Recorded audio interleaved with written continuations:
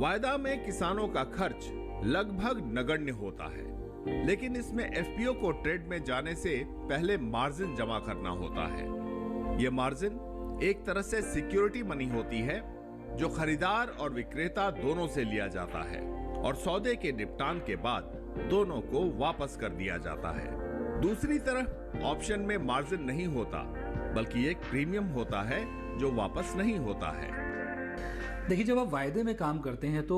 किसी भी एफपीओ को या किसी भी फार्मर को यदि वायदे में यानी कि फ्यूचर्स में काम करना है तो उसके लिए एज सच उसका कोई खर्चा नहीं है। लेकिन हाँ, एक तरीके से हम ये बोल सकते हैं कि जब आप उसमें ट्रेड करेंगे तो उसके लिए आपको मार्जिन देना पड़ता है, और क्योंकि मार्जिन जो है वो पैसा है तो उस पैसे का इंटरेस्ट को जिसे आप कह सकते हो, या जितने समय तक आप पोजीशन रखते हो, यदि पोजीशन आपके विरुद्ध जाती है यानी कि अगर आपने बेचा हुआ है और भाव बढ़ने शुरू हो जाते हैं तो एक मार्क टू मार्केट का कंसेप्ट होता है, यानी कि जितने भाव बढ़ रहे हैं उतने पैसे आपको फिलहाल देने पड़ेंगे,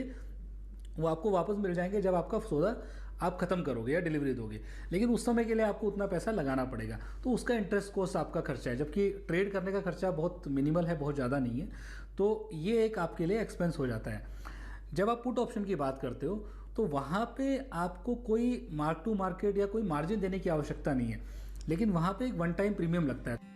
NCDEX ने 2 साल पहले पुट ऑप्शन को किसान उत्पादक संगठनों के बीच लोकप्रिय बनाने के लिए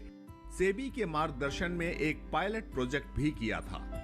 मध्य प्रदेश और राजस्थान के 40 से ज्यादा एफपीओ ने इस प्रोजेक्ट में हिस्सा लिया और सरसों तथा चना के पुट ऑप्शन खरीद पर बुआई के समय ही हार्वेस्टिंग के वक्त अपना बिक्री भाव तय कर लिया। पुट ऑप्शन हमने इसीलिए एफपीओस के बीच में प्रमोट किया, रेगुलेटर ने भी हमें बहुत सपोर्ट किया, उसको हम लेके गए, पायलट हमने लॉन्च किया, जहाँ पे जो प्रीमियम है उस पुट ऑप्शन को लेने का एक्सचेंज ने कहीं ना कहीं सेबी की मदद से उसको सब्सिडाइज किया, और लगभग 40 एफपीओस ने चना और सरसों के अंदर उस पुट ऑप्शन को खरीदा और बहुत ही ट्रेमेंडस हमें रेस्पॉन्स मिला। देखिए, there is nothing to lose in this case. अगर आपको प्रीमियम देने की कैपेसिटी है या कोई आपका प्रीमियम दे रहा है तो आप एक मिनिमम प्राइस की गारंटी पा लेते हैं, नीचे प्राइस जाता है तो आपको कंपनसेशन मिल जाता है एक्सचेंज सेटलमेंट से, और ऊपर रहता है मार्केट तो वो अपॉर्चुनिटी भी आपके पास रहती है। तो I think this is a win win for every stakeholder जो प्राइस रियलाइजेशन या डबलिंग फार्मर इनकम या इम्प्रूव्ड फार्म प्रॉफिटेबिलिटी की बात करते हैं। ये एक मार्केट ड्रिवन टूल है और मुझे लगता है कि बहुत बड़ा स्कोप है।